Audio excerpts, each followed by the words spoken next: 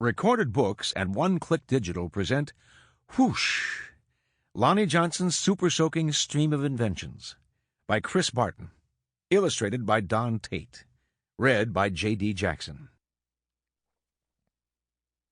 Every day brought a challenge for young Lonnie Johnson, the challenge of finding space for his stuff.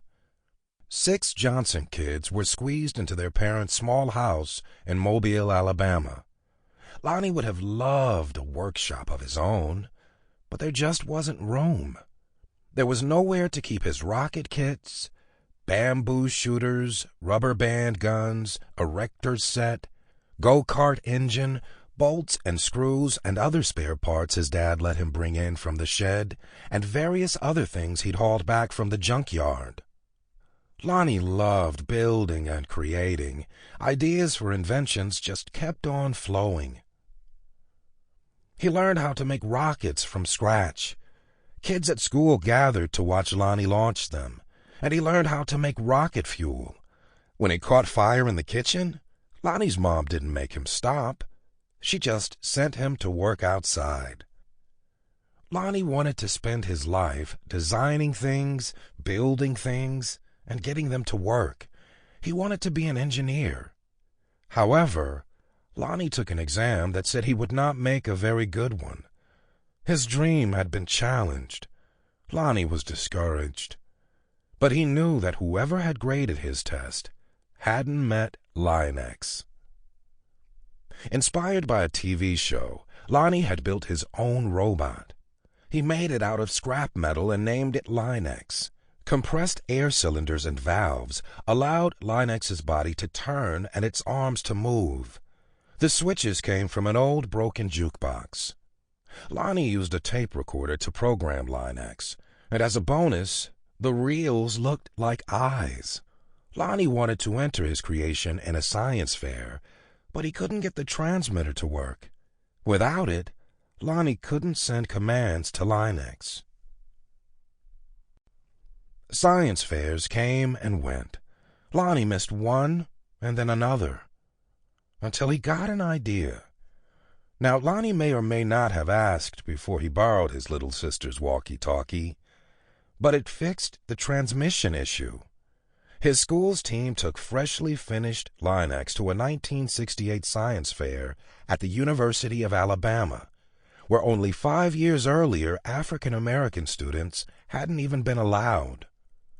Having to compete in a place that still wasn't very welcoming? Now that was a challenge with a capital C.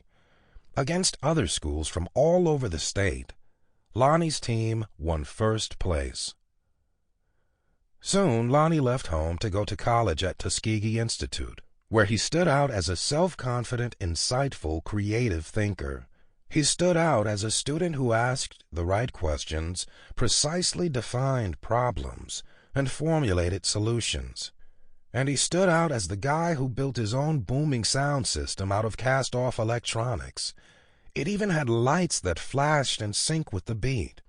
Lonnie sometimes studied right in the middle of his own parties. The extra studying paid off.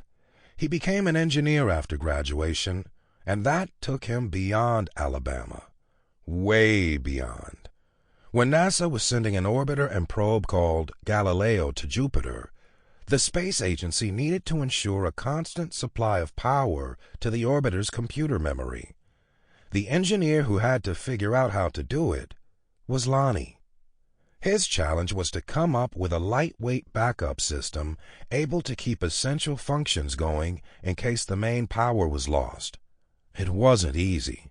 It wasn't obvious. But Lonnie found a solution. Some at NASA's Jet Propulsion Laboratory doubted his idea would work. Lonnie convinced them it would. He was right. As it photographed Jupiter and its moons, Galileo was supported by the power package that Lonnie designed. Much of what we know about Jupiter could have been at risk in a power failure if not for Lonnie. Ideas for other problems to solve just kept on flowing. They flowed whether Lonnie was working with hundreds of people at NASA or up late tinkering with his own inventions in, finally, his own workshop. Lonnie knew the world Sample complete. Ready to continue?